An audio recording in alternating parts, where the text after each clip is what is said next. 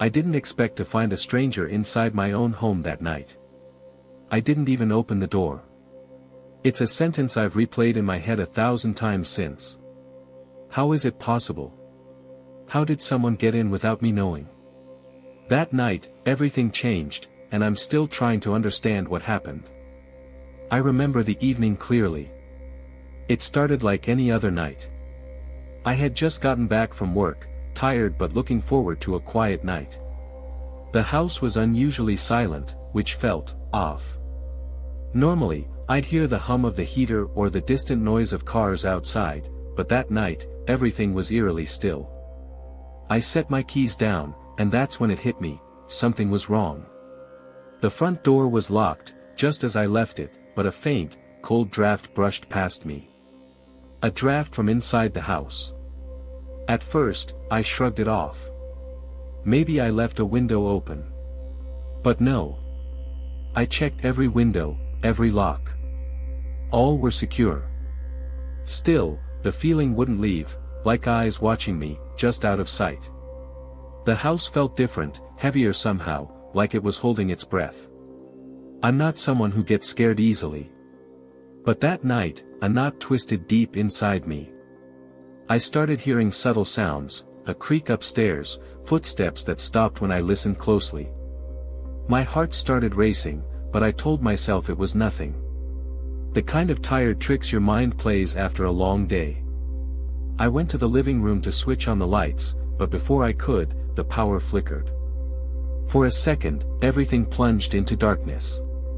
When the lights returned, I noticed something chilling. The couch cushions were disturbed, as if someone had been sitting there recently. But I hadn't been home since morning, and I was sure no one else had a key. Panic began to seep in. I called out, "Hello? Is someone there?" My voice sounded weak in the quiet. No answer. Only silence, thick and suffocating. That's when I noticed the faint outline of a figure standing in the hallway. Just for a moment. My breath caught. The figure vanished before I could move. I wasn't sure if I imagined it or if it was real. But the feeling didn't go away. Someone, or something, was inside. I didn't open the door that night. I didn't hear a knock. But somehow, a stranger was in my home. And the nightmare was just beginning. After that night, I couldn't shake the feeling that something wasn't right. I kept telling myself I must have been imagining things, maybe exhaustion was playing tricks on me. But then, strange signs started showing up, little details I couldn't ignore. The first time, it was a faint smell. Something metallic, like rust mixed with sweat, lingering just barely in the air. I thought maybe it was coming from the heater or something outside. But as I moved through the rooms, the scent seemed to follow me, growing stronger near the back of the house. That's when I noticed the footprints. I don't know how I missed them before. Small, muddy prints on the kitchen floor, leading from the back door to the living room. My heart pounded as I knelt down to examine them. They weren't mine, and I'm the only one with a key. I wiped them with a tissue, then looked up, half expecting to see someone standing there. But the house was empty. I locked the back door again, double-checked every window. Everything was sealed tight. Still, I could feel eyes on me, watching, waiting. Every creak, every groan of the house sounded amplified in the silence. That night, I stayed awake, lights on, scanning every corner with a flashlight. I heard footsteps above me, slow, deliberate, pacing the hallway upstairs. I stayed frozen, too scared to move. The steps stopped abruptly, and a sudden cold wave rushed through the air, chilling me to the bone. I whispered, "Who's there?" but only silence answered. Days passed, and the strange signs kept growing. I found the TV remote moved from its usual spot, a chair pulled out slightly from the kitchen table, as if someone had been sitting there in the dark. I checked the security cameras, but the footage was glitchy, distorted, showing nothing but static at the exact times when I heard noises. Then the whispers started. Soft, almost inaudible murmurs at the edge of hearing. At first, I thought I was losing my mind. But the whispers didn't come from any room in particular. They seemed to surround me, circling just out of reach, like voices trapped behind a wall. One night, I caught a glimpse of something, a shadow moving fast past the bedroom door. My heart nearly stopped. I wanted to run, but my legs wouldn't move. I stared at the door, waiting for it to open, for whatever was there to reveal itself. But nothing came. I started leaving lights on in every room, but that only seemed to make the shadow appear more often, flickering in the corners of my eyes. It felt like the house itself was alive, breathing with some hidden presence I couldn't understand. I thought about calling someone, anyone, but what would I say? There's a stranger in my house, but I don't know how they got in. It sounded insane. Besides, what if whoever it was still there, listening? The most terrifying part? I never heard a door open or close. No knocking, no forced entry. Just signs, subtle, chilling evidence that someone was moving silently in the shadows of my home. I started feeling trapped, like the walls were closing in. Every creak, every whisper, every shadow made me jump. I couldn't sleep. I couldn't think clearly. The house wasn't mine anymore. It was theirs. And then, the night I finally saw the stranger, the moment everything changed, came without warning. That night, I knew I wasn't imagining things anymore. The feeling of being watched had twisted into something far darker, something undeniable. I sat in the living room, clutching my phone, debating whether to call 911 or a friend. The silence in the house was heavy, suffocating. And then I heard it, the softest shuffle of footsteps, slow and cautious, coming from the hallway just beyond the doorway. I froze. The hallway was barely lit by the faint glow from the street lamp outside, casting long shadows that danced eerily across the walls. My breath hitched. The footsteps stopped just outside the living room, as if the stranger was trying to listen or decide what to do next. I wanted to run, but my body felt rooted to the spot. My mind raced, who was this person? How had they gotten in? And why hadn't I heard the door open? I glanced toward the front door. Locked, just as I left it. I hadn't opened it once all evening. No knock, no sound of forced entry. The back door. Locked too.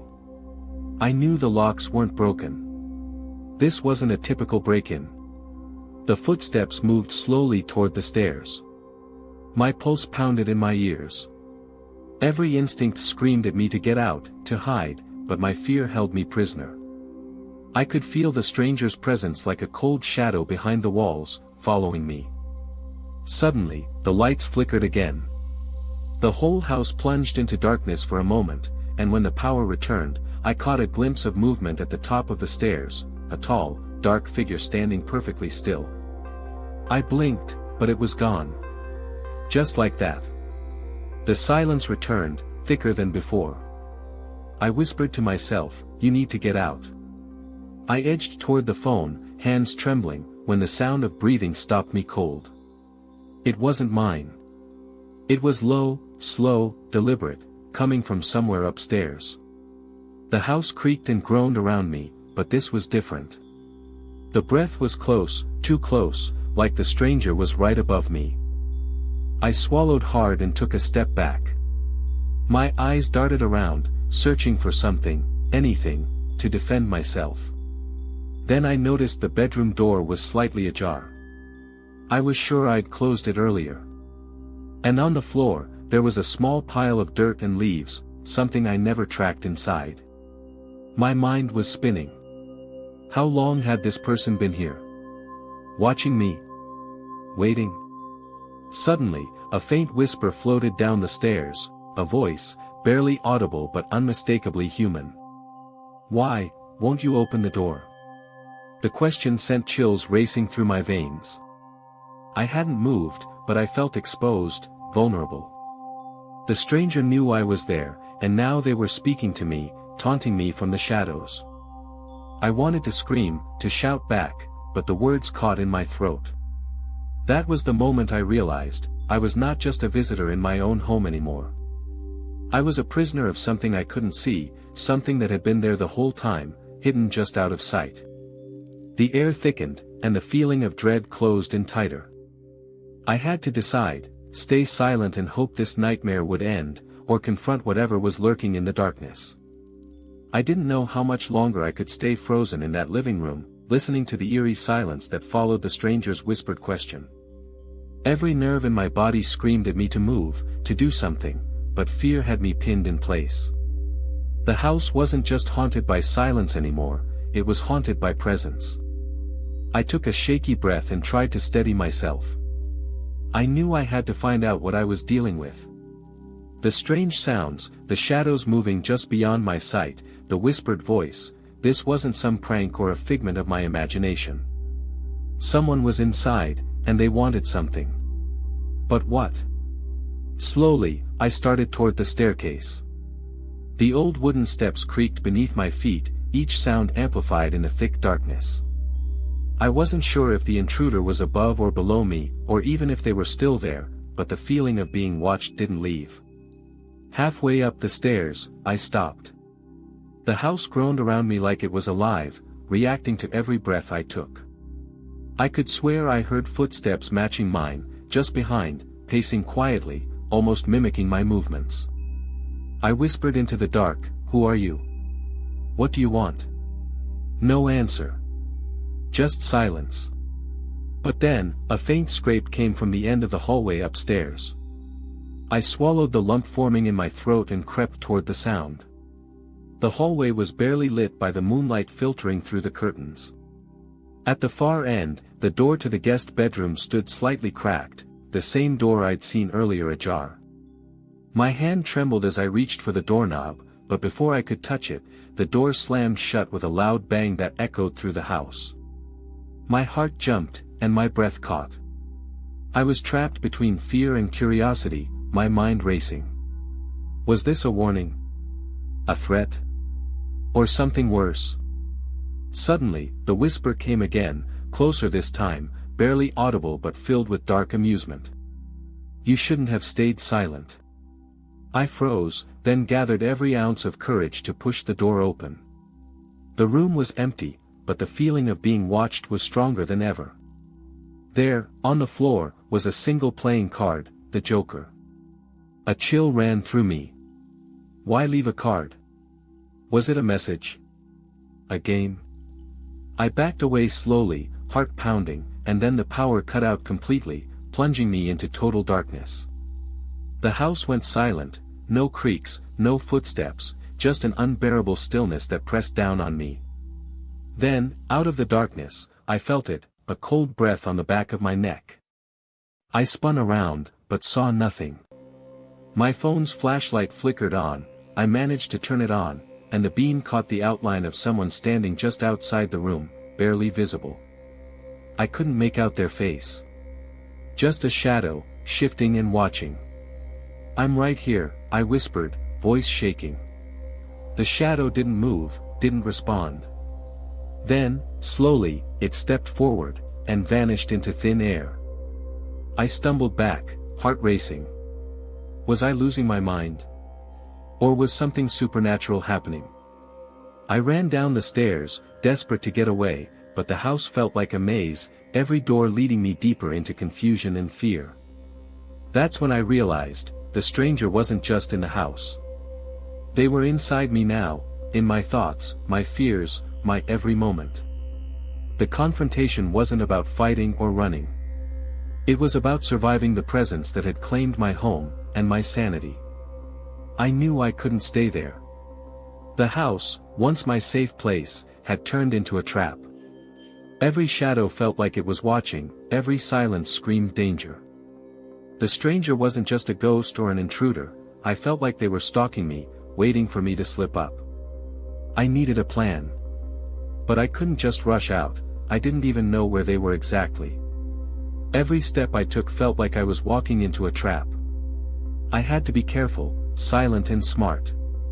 I crept to the kitchen, careful not to knock anything over. The small window above the sink was locked tight. I glanced at the back door, the locks were still intact, but if the stranger was inside, they could be anywhere. Maybe even waiting on the other side.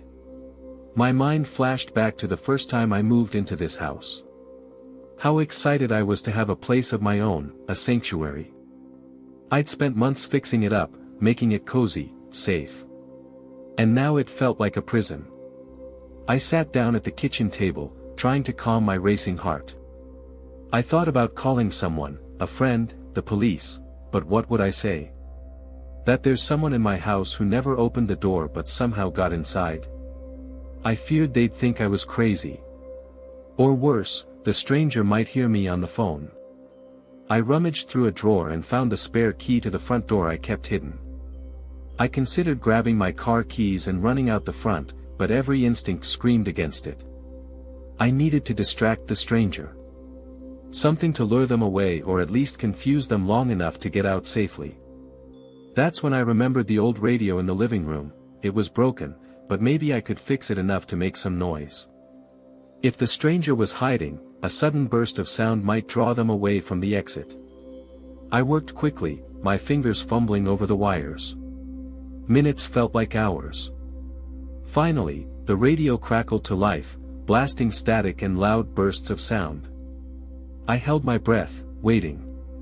The footsteps started again, hurried and confused, moving toward the living room. The stranger was reacting. I didn't have much time. Grabbing the spare key and my phone, I slipped out the back door, careful not to slam it. The cold night air hit me like a shock. I ran to the car, unlocked it, and threw myself inside, locking the doors behind me. But as I looked back at the house, I saw a shadow standing in the window, watching. I sat in the car, heart pounding, trying to breathe. The nightmare wasn't over. Not yet. I gripped the steering wheel so tightly my knuckles turned white, my eyes locked on the dark silhouette in the window. The stranger hadn't moved. Just stood there, watching me with something that felt far worse than anger, a cold, empty patience. As if they knew this was only the beginning. I wanted to drive away, to disappear into the night, but something rooted me in place. The weight of everything pressing down, fear, confusion, a strange pull I couldn't explain. Then my phone buzzed, a message. From an unknown number. I hesitated before unlocking it. The screen lit up with a single sentence, "You can't leave." A shiver ran down my spine. How could they send a message? How did they even have my number? My breath caught as the shadow in the window vanished. I forced myself to start the car. The engine roared to life, tires spinning on the gravel driveway. I pulled out slowly, eyes darting back to the house one last time. And then, the headlights caught something, a figure standing at the edge of the yard. Closer now. Closer than before. But when I blinked, it was gone. I drove for what felt like hours, not stopping until I reached a friend's house miles away. Safe, or at least safer. But that night, sleep refused me. Every shadow in the room seemed alive. Every sound, a whisper from the darkness. Days later, I got another message. This time it was a photo, a picture of my living room, taken from inside the house. I never went back. I don't know who that stranger was, or how they got in without me ever opening the door. But I know one thing, they're still there, waiting, watching. And sometimes, late at night, I swear I can hear footsteps just outside my window.